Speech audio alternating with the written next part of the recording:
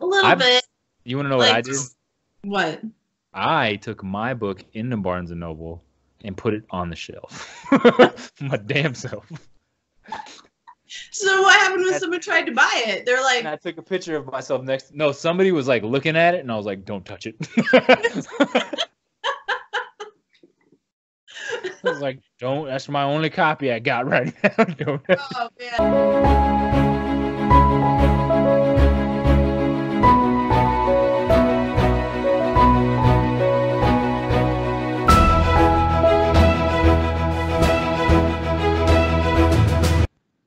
Please swear as often as possible. Emily Bybee, author of Fractured Magic, joins me today, Matthew Whiteside, on the Uniweb interview show. Emily, thank you for coming on my show. Let me give you the first word. Is it a cuss word? Would you like to cuss right now? No.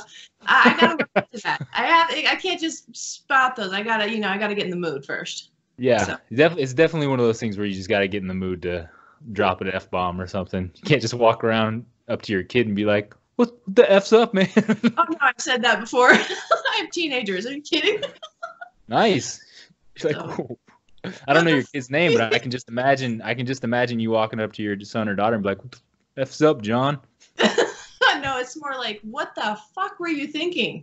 That's nice. But yeah, now we're in it right here. Mom of the Year. I'm going for that award. How many ribbons do you have? I can't count. Too many. Too many to count. Well, I really do appreciate you taking the time out from cussing at your children to join me on the Uniweb interview show, from polishing your medals and coming on the show and talking about your incredibly, I haven't read the book, but I have seen the reviews and the cover. Your incredibly beautiful book, Fractured Magic, has gotten a ton of great reviews. I'm looking at your website, emilybybeebooks.com, where people can go and check out all your work. Emily, tell me about your book. So Fractured Magic is basically a book about a defective witch. She's, as hard as she tries, her spells basically literally blow up in her face. But she finds solace in science with using her brain, being smart. Like, she sucks at being a witch. She's really smart. So when her powers are about to be stripped, science always comes into my books. I was a science major. I actually never took a single writing class. So I read some of your bio. it's environmental sciences, right? Well, yeah, environmental biology, but then biochemistry, and then actually my favorite class was probably organic chemistry. I don't know. I guess I'm just Love a little science. Weird. Well, science. I mean, science is a form of magic, right? Like, before people realized what it was, it's like it was just science, but in reality, people were like, "That's magic. He's a witch, or she's a witch." Exactly. What are we gonna find out sooner? So yeah, that's the thing in my books, is I tend to like to try to explain. Give it a basis for the magic in a little bit of the science. Like, why would this work? Why would this happen? There's a little bit of, and it's not heavy. I try to keep it light for people who are not into science, but yeah, you don't want to be breaking down chemical compounds in a book. Doing is stoichiometry a thing? Do you know what that is?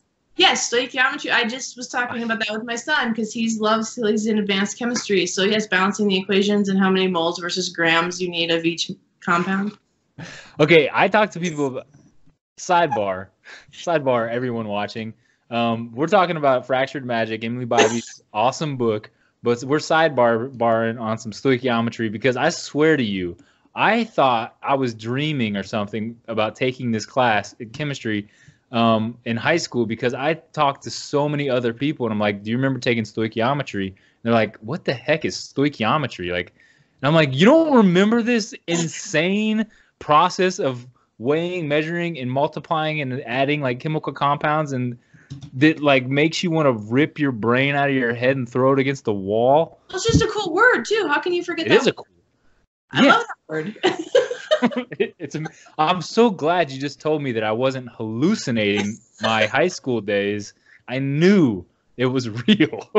Yeah, no, you're right on, because I just literally had that conversation last week. Man, that's a huge weight lifted off my shoulders. I'm glad I could help. Thank you so much.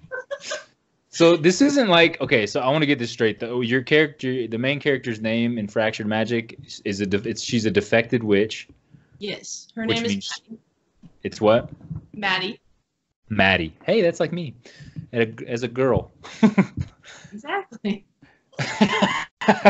So Maddie's a defective witch, and you say you try to explain the magic, how it works. Now you're not like revealing the magic trick, right? You're not like behind the mirror and curtain kind of deal.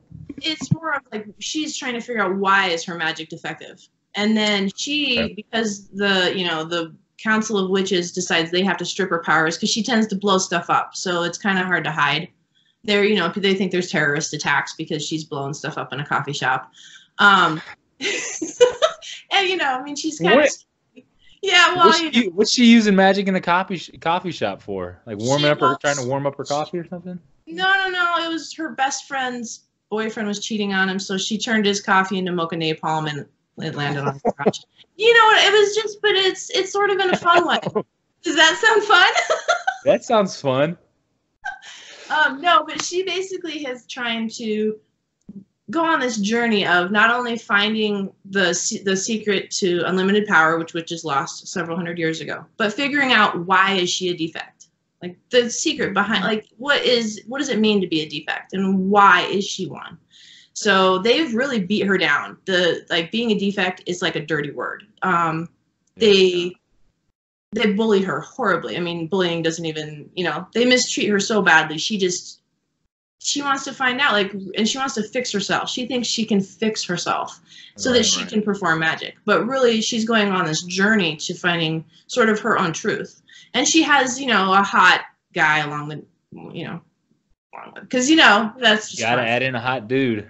And that's Jax. And he's awesome. He's a science person, so he's along on this ride to, he thinks, get this major discovery that will help him pay for graduate school. You know what I mean?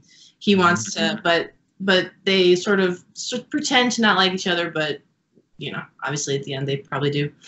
So he's just a scientist. Jax is a scientist. He's college a wizard he's or witch. College student, so he's a couple years older than her. Uh-huh. And he accidentally sees her blow something up. So he's not a witch. He has no idea about magic until he meets Maddie. But he insists upon coming with her on this journey because he wants to know the truth too. Okay. Are the men in the story that have magical powers also called witches? I kind of just call everybody a witch. Okay. So if they're not just regular humans, they're witches. Yeah. Okay. Are other paranormal entities involved in the story? Right now, I mean, because this is a first in a 6-book series, and as of right now, basically, it's there's witches. Will anything else come in later? I don't know.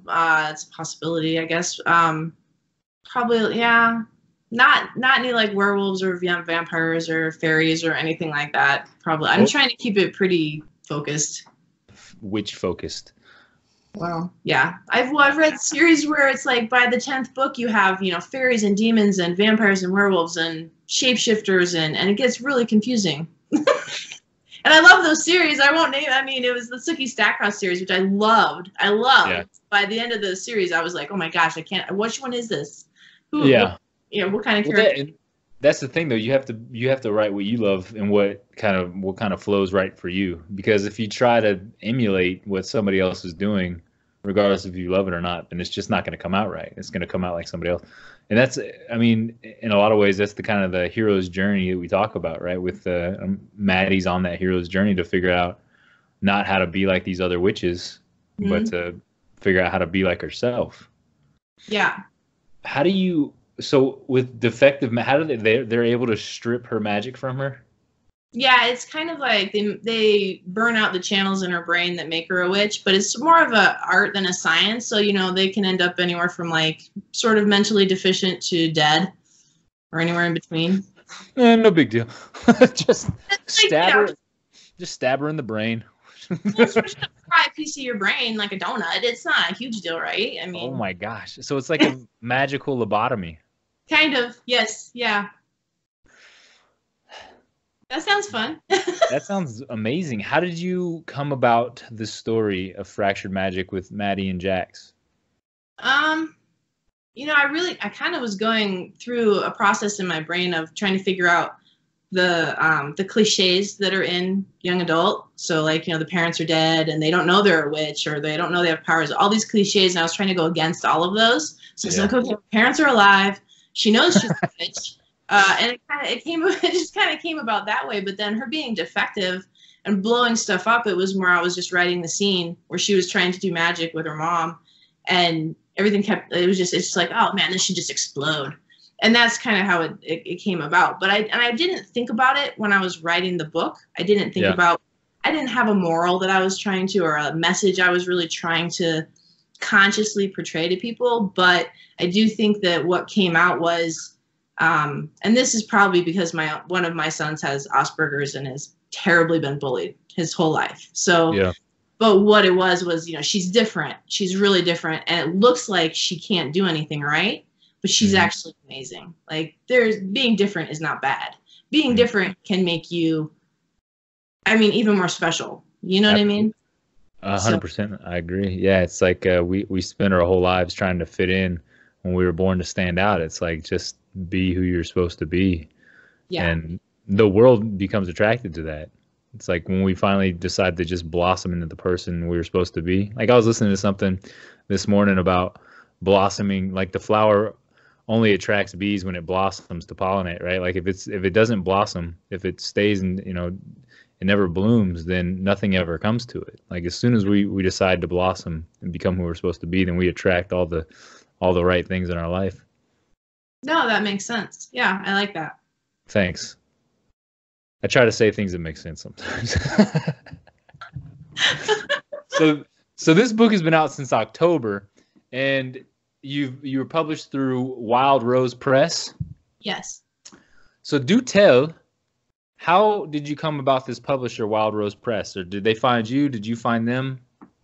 So I was actually at the Rocky Mountain Fiction Writers Conference. So it'd be the fall before, so a year and a half ago, coming up on 2 years.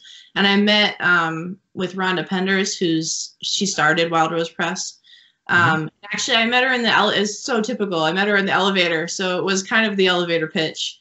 And she said, hey, let's go sit down and chat. And so I really pitched, and I hadn't pitched this book for, a year. So I was really rusty. It probably sounded terrible. But she just, I was like, wait, what was my main character's name? Oh, wait, yeah. But she was like, just send us a query and send us some pages, and I'll forward it along to my, the Fantasy Rose is what they call it, the Fantasy Rose editor. And so that editor, Amanda, she liked it. She asked me for the full. And then I actually had another publisher that was interested, but the editor was kind of dragging their feet. And so I had to make a decision as to whether or not to wait for this other publisher that I was a little bit more excited about, or go with Wild Rose and be like, but I guess a bird in the hand is, worth two. I went with Wild Rose. And it's been a nice experience. I mean, I do love my cover. I think their artists are really great. Working with the editor, I've learned a ton. They don't do a lot with marketing, which, a lot of publishers don't now. So now I'm coming into trying to figure out how to market, which is a whole new learning curve. Like, all right, I kind of think I've learned how to write books now, but now I have to jump into the deep end and try to market too. Yeah, you basically, when you sign up to be an author, you don't really sign up anywhere, but there's a sign-up sheet. There's a sign-up sheet. It's going around. I don't know. Some people missed it, but yeah, it's definitely going around. We basically have to become our own businesses. Yep. Like, the fact that you have, like I said before, the fact that you have EmilyBybieBooks.com is fantastic. You are an entity unto yourself, and this whole marketing game, I think it's where, like, publishing a book has now become something that anybody can do, which is fantastic, because there are so many wonderful storytellers out there that need a platform to be able to tell their story. So having a self-published thing is fantastic. But figuring out how the heck to get anybody to read or see what we're doing, yeah, that's the ticket. Because I can publish the most wonderfully written, best book in the entire world, but if nobody sees it, it's like if a tree falls in the wood, doesn't make any noise, right? Yep. Well, and so we're basically just cutting down trees in the woods by ourselves. Hoping someone hears. Nobody's there. So how have you gone about marketing your book? You have a wonderful website up. I see that. What have you been doing? Because you do have some reviews from other websites and reputable places. Well, I did. So my timing on this release was horrible because basically trying to learn how to market. The 2 weeks before the book came out, my editor said, "Okay, so can you send me book 2?" And I was like, "Yeah, totally." Because I'd been working on a different project. I was working on writing a romantic suspense that just I really wanted to write. So that's what I've been working on. And I thought I had book 2. I had a draft that I could edit. It was really bad. I had written it several years ago. It was it was so bad. And I'm not like just trying to make people, oh no, it's not that bad. No, it really sucked. It was awful. When you went back and read it, you were like, oh God. I was like, I can't even edit. I called my mom in tears. I was like, I can't even edit this book. It's so bad. What was I thinking? And I've gone through a critique group with it. So anyway, I pitched that book and I started writing it over again. Well, I had like 3 months to get my editor the second book. And that's the 3 months where Fractured Magic came out. So I was writing a book 2 and trying to write it well and edit it and try to learn how to market all at the same time. So I will never do this to myself again. Like, I will have book 3 done months before she wants it. But to market it, basically what I was left with is I did a launch party with friends and family, which was really fun. I did a blog tour, which that was through YA Bound Books, right? YA Bound Book Tours, which that was fun too, and I think that was helpful. And so for real quick, for everybody who doesn't know, a blog tour is basically where you go on multiple other people's blogs, like you guest blog for them. Is that right? It can be, or it can be, they can do review posts. So some blogs will do review posts. It could be like interview questions they sent you and they post it on their blog, or an excerpt from the book. Okay. And when you sign up for the blog tour, it's sort of a mishmash of all these, and it depends on how many, because you're looking for reviews. A lot of times is what you really want to get is reviews, but just exposure. And then they'll post on Twitter, just to try to help sort of blast your book out there. The blog tour actually didn't happen until the first week of December because I signed up late. Yeah. So it didn't actually happen when the book came out. There is a sign-up sheet. There is, and you have to book those in advance, just for anybody who doesn't know those things. But then, other than that, I'm trying to figure out ads on Facebook. I'm trying to figure out, so the marketing, it's like I kind of put it aside for, oh gosh, a good month and a half because I was just working on writing. Yeah. So I don't feel like I launched this book as well as I could have.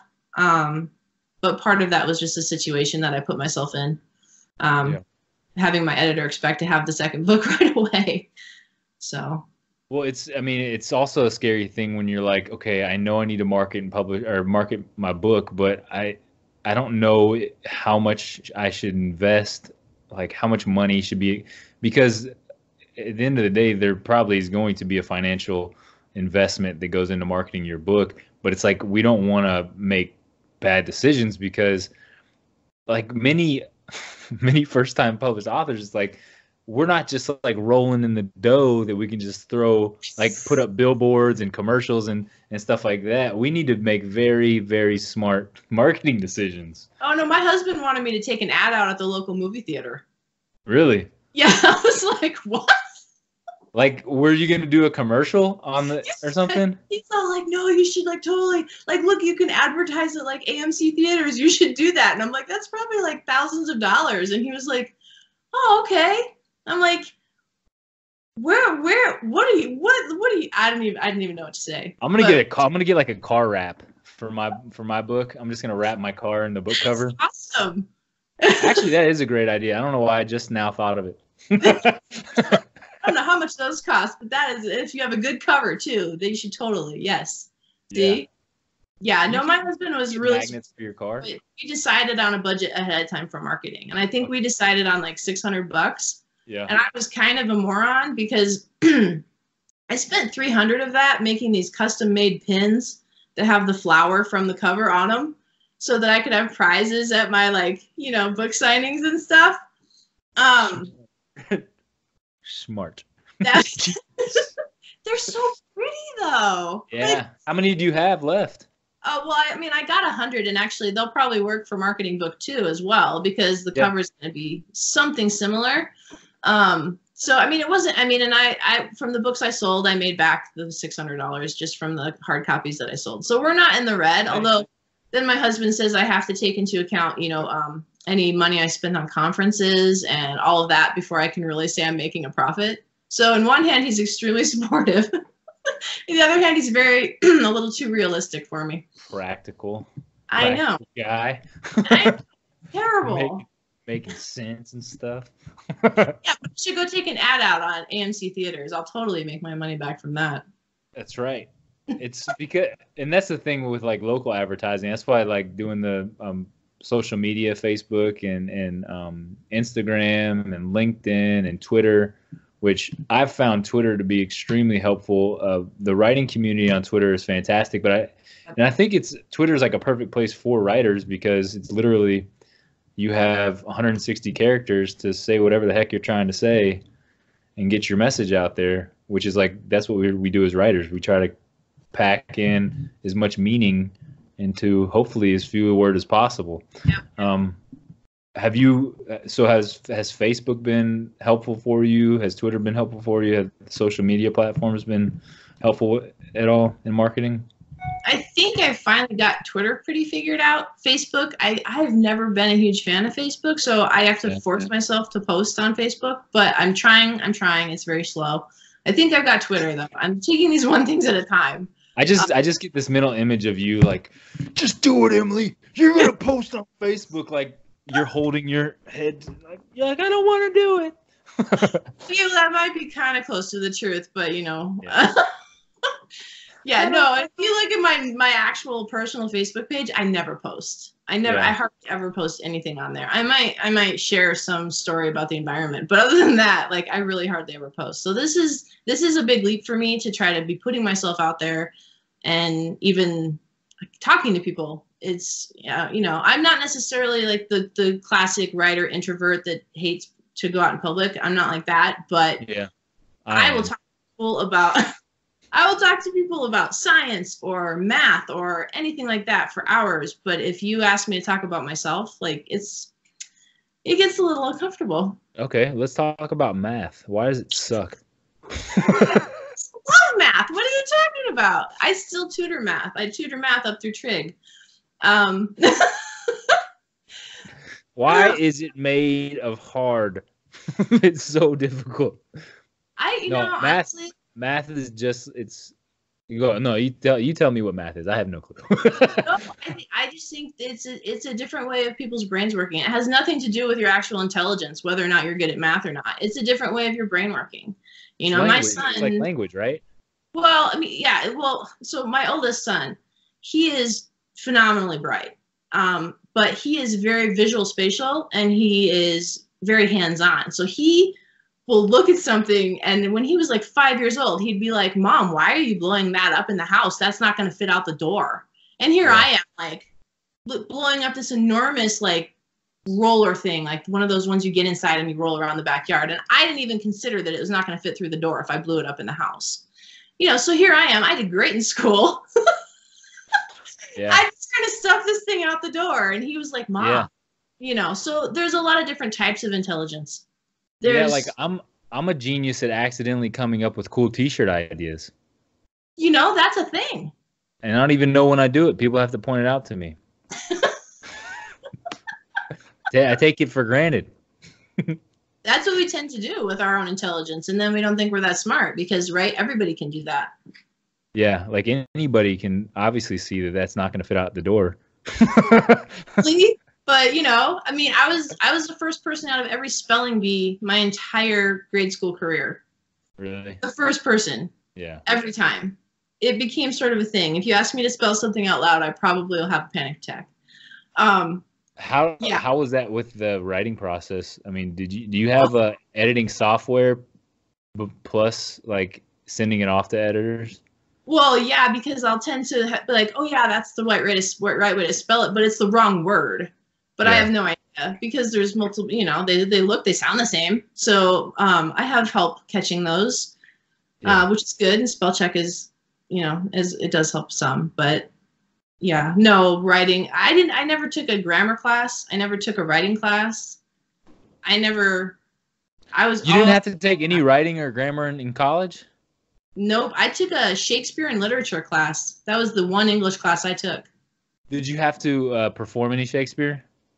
Only in high school. And there is a film of that, but that will never come out because my you have it? Found that. Oh my God. We were like 15. It was so, I was Echo. Will you send it to me so I can put it in this video? No. Please? No. Absolutely not. That will never come out.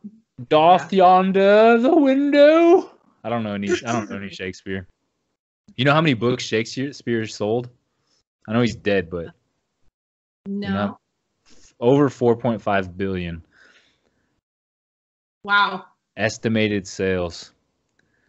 Well, there is some theories that his original manuscripts are what are buried on the Curse of Oak Island. If you've ever seen that show. It's this little island up in Canada, and one of the theories is that it's Shakespeare's original manuscripts are buried in this treasure pit. I was like, and it's flooded with water. I'm like, well, they're gone now. Yeah, they're done. Oh well. Sorry, Shakespeare. Yeah. Hard Knocks. Hard Knocks for sure. So speaking of Shakespeare and all his wonderful literary accomplishments, what's your goal for your writing career? What do you want to have accomplished by the time you're as old as Shakespeare? You mean by the time I've been dead for a couple hundred years? Yeah, basically. Oh, that's a hard question. Well, basically, my goals right now. I mean, obviously, I want to share my stories. I love my stories. There's a lot in my books that I hope people can relate to, and they still make me laugh, even though I've read them like 50 times. So they're funny stories. Oh, well, I liked my main characters to have a little snark. I mean, She's only been called bitchy by a few people, which could be a compliment.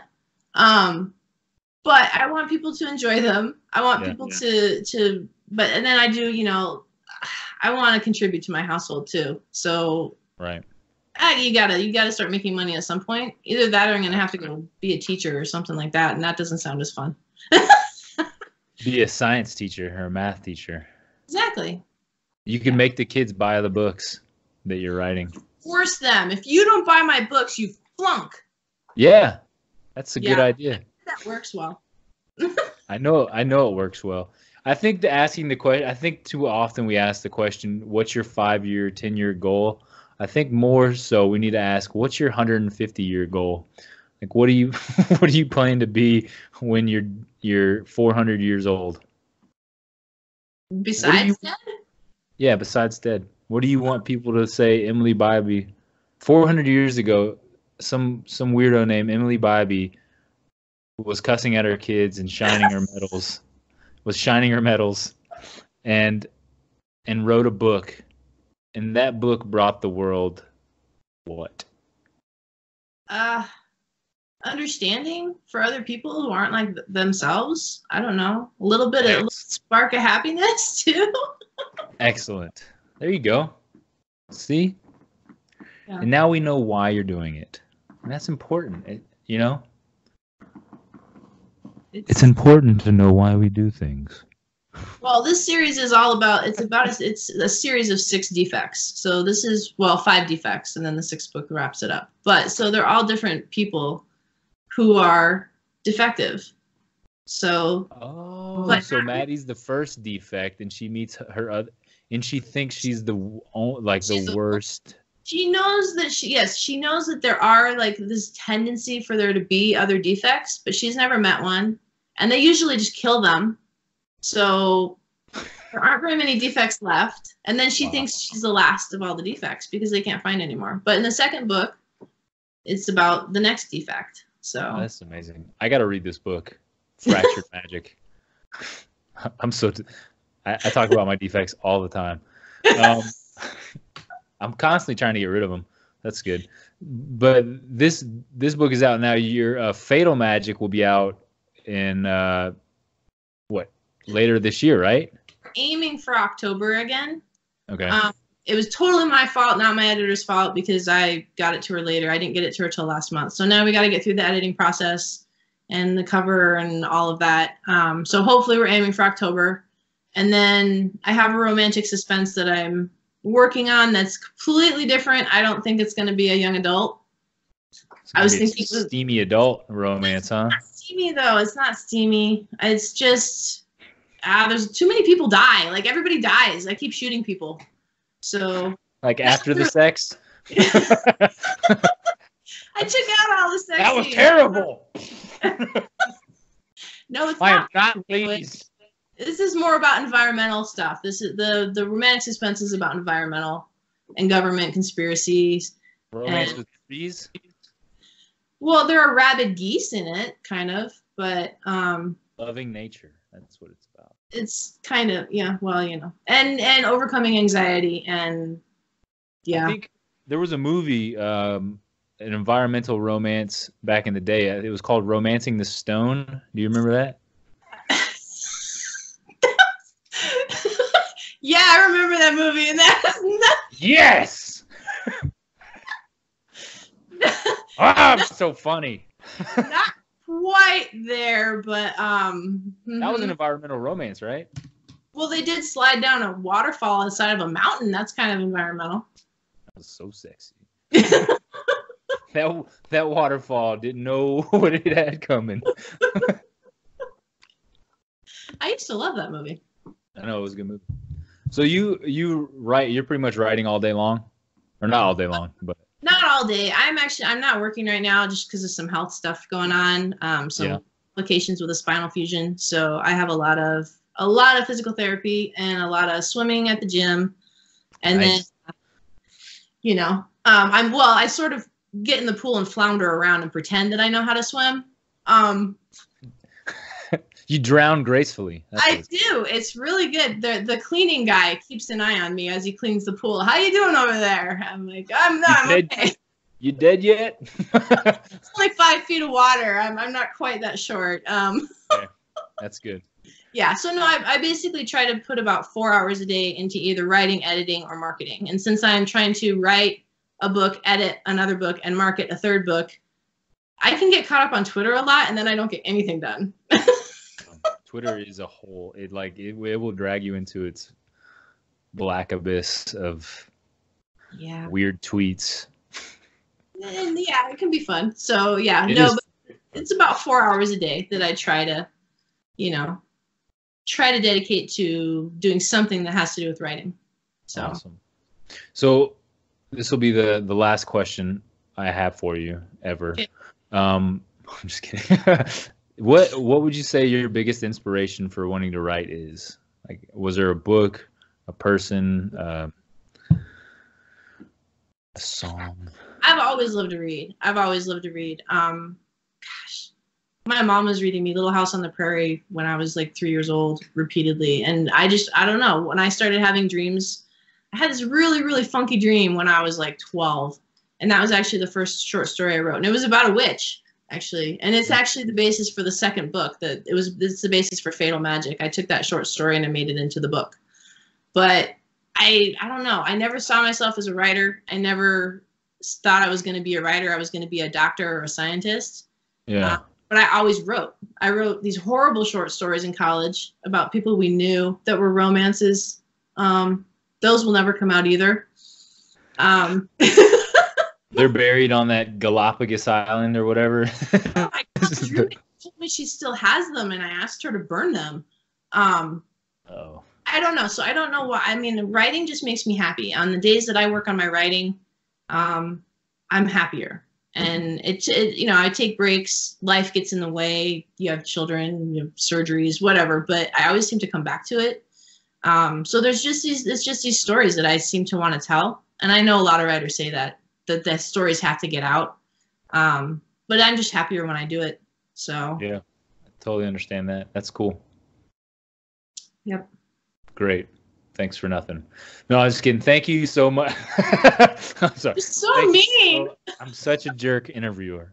See, aren't you glad that we connected? Everyone was. Remember this forever. Wasn't everyone right about me? They were like, make sure you go on that guy's show. He's a real class act. Yeah, everybody's gonna think I swear at my children constantly now. No. Hey. And I'm blaming you. I didn't say it. Oh, yeah, you did.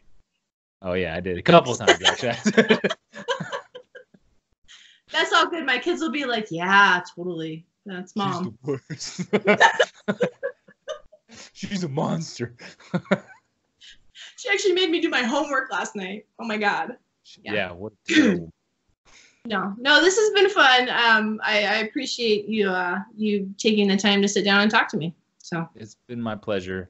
I can't wait to read Fractured Magic. I do want to check it out. I want to review it as well.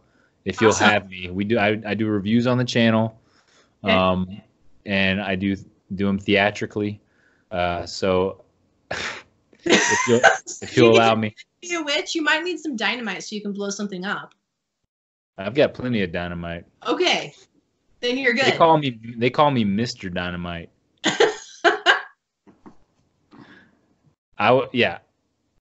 Everybody out there in the universe who watches this show, go to EmilyBybieBooks.com. You're going to want to buy Fractured Magic and read it. Yeah, it's on Amazon and Barnes & Noble. I think it's on the website too, but probably Amazon's the easiest way to get it. Is it in Barnes & Noble? Have you been to the bookstore? No. They were kind of mean to me when I... For real? A little bit. You want to know what I did? What? I took my book into Barnes & Noble and put it on the shelf. My damn self. So what happened when someone tried to buy it? They're like... And I took a picture of myself next... No, somebody was like looking at it and I was like, don't touch it. I was like, don't. That's my only copy I got right now. Don't. Oh man, no. I mean, Tattered Cover Bookstore actually, which is local to Denver, they have it in store. Yeah. But that's a whole submission process you have to go through to even get them to carry it. So, but they have it in store. But that's the only actual like brick and mortar bookstore that has it. Okay. But you can order it, and they'll order it for you. And you can get it from there. Yeah, yeah. Amazon's easy. Barnes and Noble, you can get it. You can get it both in paperback and ebook. So. Yeah. Amazing. Awesome. I can't wait to check it out. I want to thank you so much for your time. I know I joke around, but I really do appreciate you coming on the show. It's been fantastic getting to speak with you. And if there's anything I can do for you in the future, please let me know. Same goes for you. If you ever need anything, if I can ever be helpful, if you ever need help with trigonometry or anything like that, you just, if you want to talk about stoichiometry again, you know who to call. Emily, I'm going to start sending you random math problems for you to solve. No, you're a part of an exclusive club of Uniweb interviewees. So thank you. We're coming close to our 100th interview. Yeah, so welcome to the club. Well, thank you so much. I feel honored to be a part of it. Your gift basket is in the mail. I'm waiting with bated breath. Yes. I sent you a bunch of popsicles. I hope they don't melt. Perfect. Excellent. All right, Emily. Thank you so much for your time. I hope you have a wonderful day. Everyone check out Fractured Magic and Fatal Magic coming out later this year. Awesome. Uniweb interview show. You the best. Thank you guys so much for watching this video. If you would, subscribe to the channel and hit that notification for the bell. Uniweb, we love you. Uniweb.